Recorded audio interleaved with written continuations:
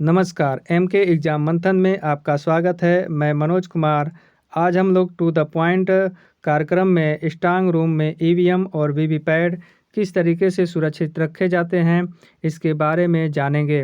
और इस समय यह चर्चा में भी बहुत ज़्यादा है, क्योंकि अभी हाल ही में 5 राज्यों में विधानसभा चुनाव हुए हैं, जिसमें अब विपक्षी दलों द्वारा यह आरोप लगाए जा रहे हैं कि ईवीएम से छेड़छाड़ की गई है। ऐसे में स्ट्रांग रूम की भूमिका महत्वपूर्ण हो जाती है।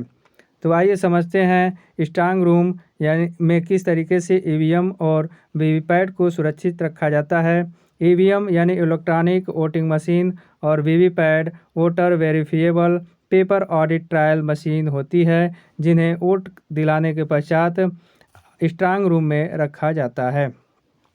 तो आइए इसके क्या नियम हैं स्ट्रांग रूम में रखने के, इसके बारे में जानते हैं।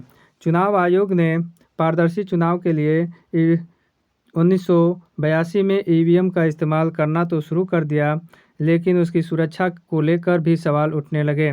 उसके लिए स्ट्रांग रूम बनाए गए, क्योंकि ईवीएम की सुरक्षा एक राष्ट्रीय मुद्दा है। ईवीएम और वीवीपैट स्ट्रांग रूम की सुरक्षा किस तरीके से की जाती है, उसमें आइए देखते हैं।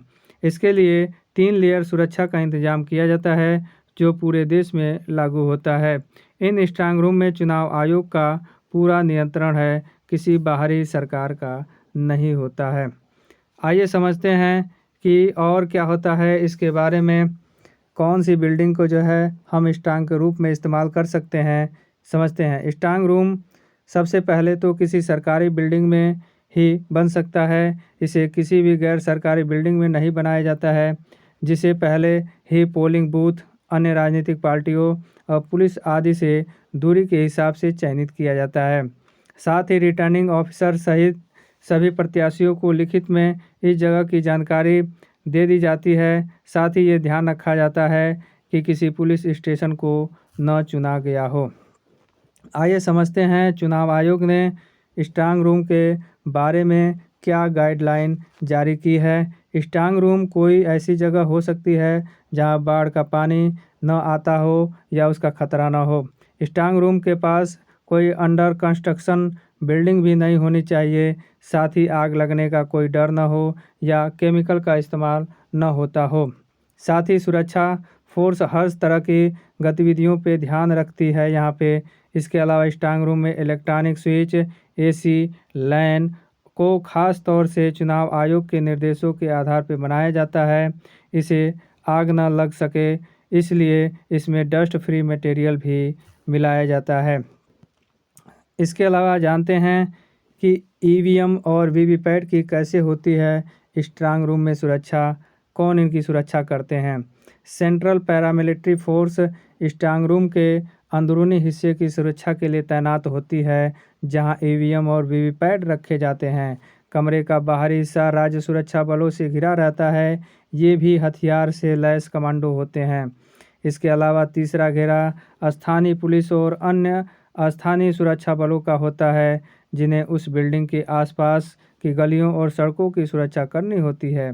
साथ ही डिस्ट्रिक्ट कलेक्टर और सुपरिटेंडेंट ऑफ पुलिस यानी एसपी स्ट्रांग रूम की सुरक्षा के लिए जिम्मेदार होते हैं या जिम्मेदारी लेते हैं। इसके अलावा स्ट्रांग रूम को 24 घंटे वीडियोग्राफी के साथ हथियार धारक सुरक्षा बलों द्वारा निगरानी के लिए रखा जाता है। आइए अब समझते हैं स्ट्रांग रूम को सील करने के क्या नियम है, किस तरीके से उसको सील किया जाता है अधिकारियों कर्मचारियों द्वारा। जानते हैं चुनाव होने के बाद कड़ी निगरानी में ईवीएम और वीवीपैट मशीनें स्ट्रांग रूम में पहुंचाई जाती हैं। इसके साथ ही स्ट्रांग रूम को सील करने के दौरान राजनीतिक पार्टियों के सदस्य वहां पे मौजूद रहते हैं। साथ ही स्ट्रांग रूम में सिर्फ एक ही एंट्री पॉइंट होता है और इसमें डबल लॉक सिस्टम की व्यवस्था होती है। इसकी एक चाबी चुनाव आयोग द्वारा निर्धारित रिटर्निंग ऑफिसर और दूसरी असिस्टेंट रिटर्निंग ऑफिसर के पास होती है। स्ट्रांग रूम के अन्य एंट्री पॉइंट यहाँ तक कि खिड़कियों को भी अच्छे तरीके से सील किया जाता है, ताकि कहीं से भी किसी के एंट्री की गुंजाइश न हो। इसके अलावा स्ट्रांग रूम का एंट्री पॉइंट सीसीटीवी कवरेज के साथ रहता है। इसके लिए लिखित रिकॉर्ड भी मेंटेन किया जाता है। इसमें तारीख, समय, घंटे और नाम के हिसाब से वहाँ हो रही हरकत को भी रिकॉर्ड किया जाता है ताकि निगरानी अच्छे से की जा सके। आइए अब समझते हैं स्ट्रांग रूम से काउंटिंग हॉल तक कैसे ईवीएम को जो है सुरक्षित रखा जाता है, क्या सुरक्षा दी जाती है। अगर counting hall EVM strong room के आसपास होता है तो उस रास्ते की निगरानी भी रखी जाती है। इसके लिए एसपीओ, डीईओ यानी डिस्ट्रिक्ट इलेक्शन ऑफिसर जिम्मेदार होते हैं और उन्हें निर्धारित किया जाता है। अगर काउंटिंग हॉल दूर है तब स्ट्रांग रूम से लेकर काउंटिंग हॉल तक बैरिकेडिंग या सुरक्षा व्यवस्था की जाती है और सभी जगहों पर हथियारों के साथ सुरक्षाकर्मी को तैनात किया जाता है। इसके अलावा जहां काउंटिंग होती है वहां पे सीसीटीवी कैमरे लगाए जाते हैं ताकि सारी गतिविधियां रिकॉर्ड हो सके।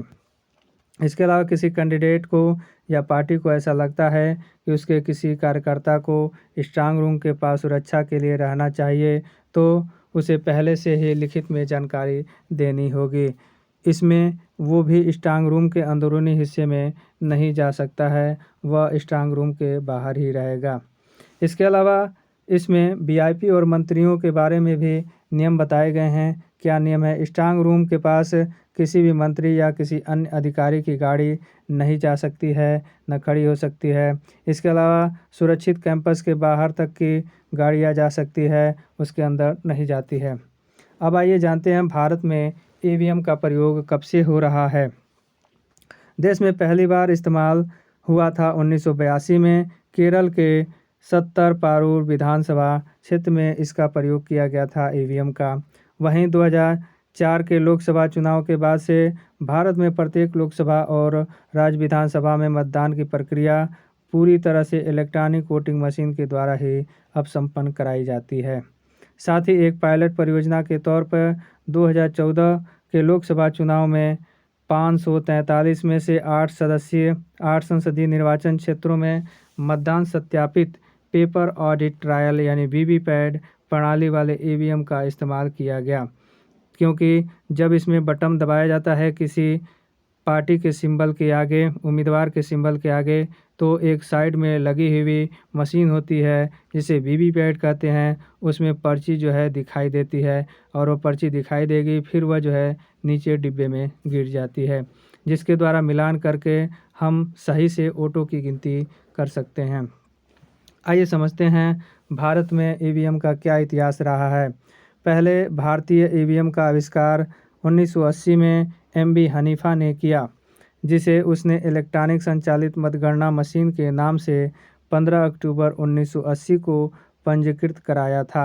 एकीकृत सर्किट का उपयोग कर एमबी हनीफा द्वारा बनाए गए मूल डिजाइन को तमिलनाडु के 6 शहरों में आयोजित सरकारी प्रदर्शनियों में जनता के लिए प्रदर्शित किया गया था।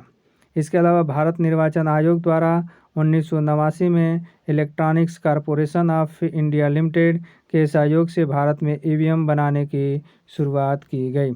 इसके अलावा इसके जो डिजाइनर थे वह औद्योगिक डिजाइन सेंटर और आईआईटी बॉम्बे संकाय के सदस्य थे। ईवीएम के नियंत्रक के रूप में अस्थायी रूप से सिलिकॉन से बने ऑपरेटिंग प्रोग्राम का इस्तेमाल किया जाता है, जिसमें एक बार नियंत्रक का निर्माण हो जाता है तो निर्माता सहित कोई भी इसमें बदलाव नहीं कर सकता है।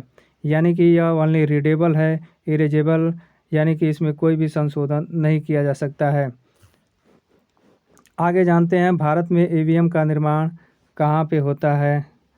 ईवीएम 6 वोल्ट के एक साधारण बैटरी से चलता है, जिसका निर्माण भारत इलेक्ट्रॉनिक्स लिमिटेड बेंगलोर और electronics corporation of India limited Hyderabad द्वारा किया जाता है। एक ईवीएम में अधिकतम 3840 मतों को रिकॉर्ड किया जा सकता है और एक ईवीएम में अधिकतम 64 उम्मीदवारों के नाम अंकित किए जा सकते हैं। एक मतदान इकाई में 16 उम्मीदवारों का नाम अंकित रहता है और एक ईवीएम में ऐसे 4 इकाइयों को जोड़ा जा सकता है। साथ ही किसी निर्वाचन क्षेत्र में अगर 64 से अधिक उम्मीदवार होते हैं तो ऐसी स्थिति में मतदान वहां पे मतपत्र या बैलेट पेपर द्वारा कराया जाता है। ईवीएम मशीन के बटन को बार बार दबाकर एक बार से अधिक वोट करना संभव नहीं है, क्योंकि मशीन बंद हो जाती है।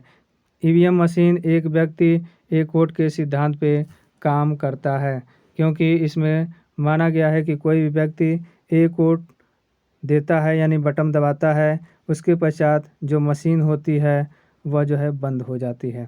जब बंद हो जाती है तो दूसरी तरफ बैठा हुआ जो कंट्रोल इसे करता है इस मशीन को, दूसरा कोई व्यक्ति जाता है तो पुनः जो है यह कंट्रोलर इस मशीन को स्टार्ट करता है, जिसके कारण से दूसरा व्यक्ति वोट दे पाता है। तो इस तरीके से यह ईवीएम मशीन जो है काम करती है। उम्मीद है कि यह पूरी जानकारी आपको अच्छी लगी होगी, समझ में आई होगी। तो यहीं पे मेरा वीडियो समाप्त होता है। मेरे वीडियो को लाइक कर दीजिए, शेयर कर दीजिए और मेरे चैनल को सब्सक्राइब कर दीजिए। नमस्कार।